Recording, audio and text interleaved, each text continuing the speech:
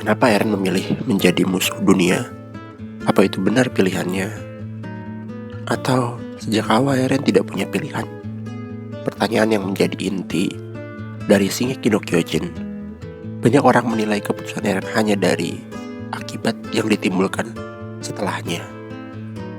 Dilema moral di dalamnya. Benarkah demikian? Kembali bersamaku Zero. Ayo kita mulai. Take off.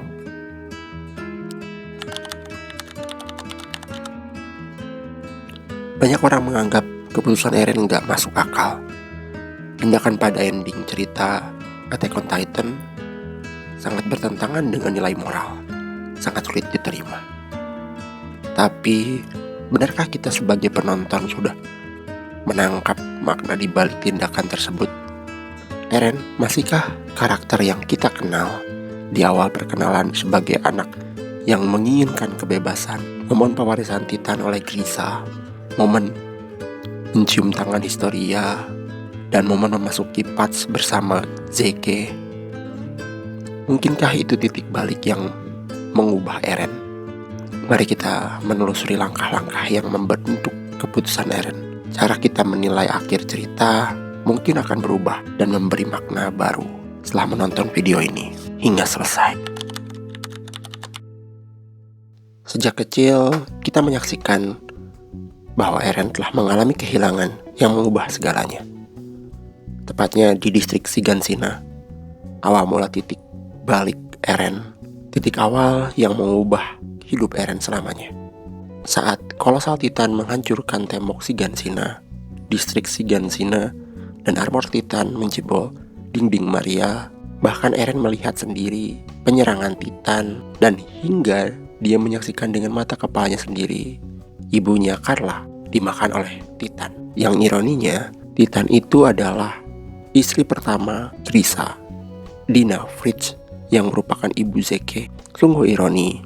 Sejak saat itulah kebencian tumbuh bersama rasa takut yang tidak pernah selesai. Lalu saat tembok Shina tidak lagi aman, Eren sadar momen kebenaran tentang raja dalam dinding, momen musuh sebenarnya, pengkhianatan Annie, bahwa musuh bukan sekedar lagi monster Titan yang di luar dinding, tapi dunia yang lebih luas dari yang ia bayangkan. Ternyata musuh yang paling mengerikan bukan lagi Titan, dan menyisakan sebuah pertanyaan besar. Setiap langkah yang diambil seperti memilih di antara dua luka. Eren ingin melindungi teman-temannya yang dia sayangi, tapi semakin kuat Eren berusaha, semakin besar juga harga yang dia bayar. Eren telah melihat bayangan dari masa lalu melalui ingatan yang diwariskan. Orang tidak dapat mengerti perasaan Eren sebab dia merasakannya sendiri.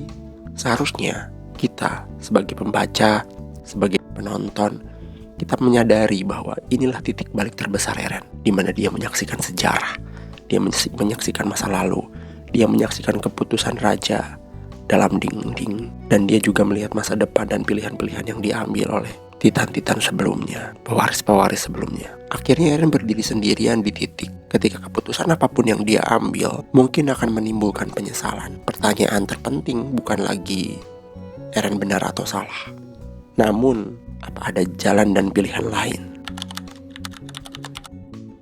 Keputusan Eren bukanlah hasil dari satu momen, melainkan akhir dari runtutan perjalanan panjang yang penuh tekanan dan kehilangan. Sejak kecil, Eren hidup dalam keinginan untuk mendapatkan kebebasan, serta bayangan rasa takut dari kehilangan. Dia ingin mengalahkan seluruh Titan yang ada di luar dinding, dan ingin membebaskan umat manusia dari belenggu Titan. Seakan dia percaya bahwa dia manusia satu-satunya yang ada di dalam dinding.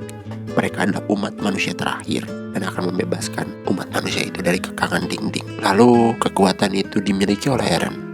Kekuatan untuk membebaskan kekuatan Titan. Dia ingin membuktikan dan dia ingin membuat seluruh orang percaya harapan telah muncul. Distrik Trost, penyegalan gerbang Trost. Saat Eren pertama kali memakai kekuatan Titan untuk menutup lubang dengan batu besar. Peristiwa ini juga momen membangun kepercayaan bahwa umat manusia masih memiliki harapan. Seolah sebuah simbol bahwa ini peletakan batu pertama, merupakan titik pertama bersama bahwa harapan umat manusia masih besar.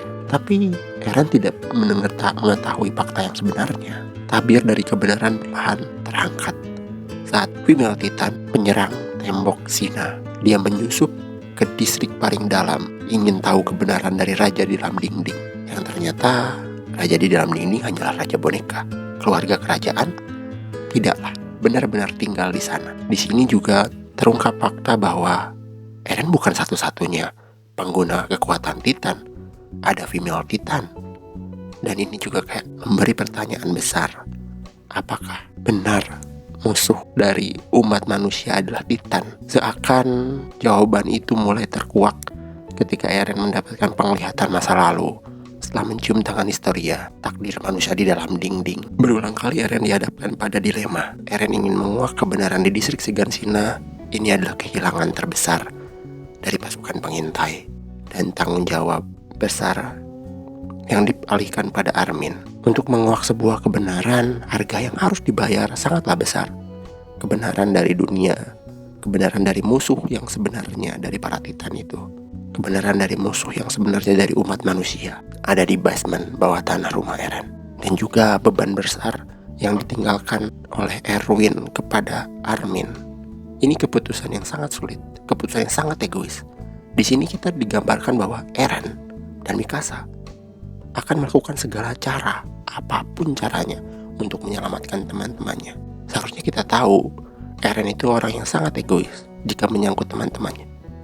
Bahkan dia akan melakukan apapun untuk menyelamatkan teman-temannya.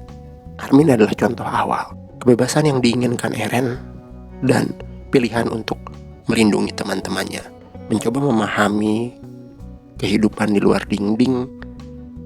Namun rasa tidak saling percaya antar manusia membuat pemahaman itu tertutup. Serangan pada Liberio dan akhirnya perang besar. Ini seperti momen dibalik di mana awalnya Paradis diserang oleh Rainer, Bertolt dan juga Annie. Tapi sekarang Eren yang menyerang ke Liberio, ke jantung orang-orang Marley. Bagaimanapun caranya, banyak manusia di sini yang hanya melihat dari satu sudut pandang, menganggap sisi musuh seperti iblis, menganggap sisi musuh berbeda dari mereka. Dilema terbesar di sini adalah Rainer. Rainer tahu ini hanya propaganda dan bukan seperti itu kenyataannya. Sangat menakutkan. Dan ini pilihan yang tidak bisa dihindari oleh Eren. Eren juga menyadarinya dan tidak ada jalan lain untuk kembali. Tidak ada pilihan lain untuk kembali. Eren berada di puncak sendirian. Tak ada teman yang bisa memberinya saran. Dia berjalan sendiri, mengambil keputusan itu sendiri. Bahwa tidak ada jalan lain selain rambling. Tidak ada jalan lain untuk menyelamatkan Paradis.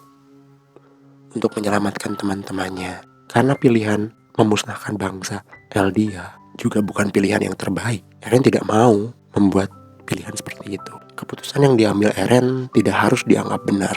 Namun untuk memahami tindakan yang dilakukan oleh Eren, tidak bijak jika kita hanya menilai dari hasil dan ending ceritanya saja. Pertanyaan terpenting yang diajukan di awal pembahasan, apakah Eren benar? Pertanyaan yang tepat ialah, mengapa Eren merasa bahwa hanya itulah rambling, generasi, jalan yang tersisa untuknya.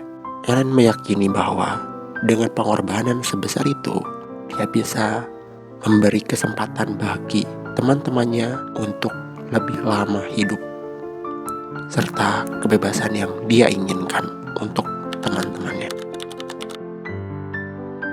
Memahami Eren berarti memahami tekanan, dilema moral, dan ilusi pilihan yang dirasakan. Bukan untuk membenarkan tindakan Eren, namun untuk melihat kompleksitas manusia di baliknya. Pilihan yang diambil Eren bukan pilihan terbaik, tapi mungkin itu adalah jalan terbaik yang bisa dia buat untuk teman-temannya.